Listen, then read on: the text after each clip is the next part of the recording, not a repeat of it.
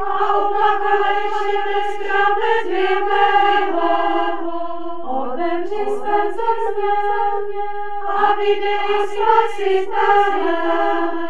Sláva Otci i Synu i Duchu Svatému, jako byla na počátku, nyní vždycky a na věky věků. Amen.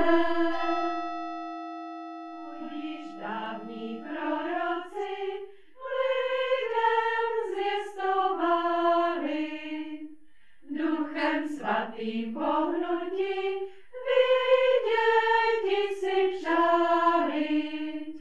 Krista Pána vtělení, život a čisté, toho jsme se dočkali v tomto čase jistě. I na nebi andělů stálo se předvídne, jeho svaté vtělení a velmi tajemné. Odvěku neslychaná, milost tak přehojná, aby Bůh vzal na sebe podobu člověka. Zavítej nás, Boží liteli, náš milý kupiteli.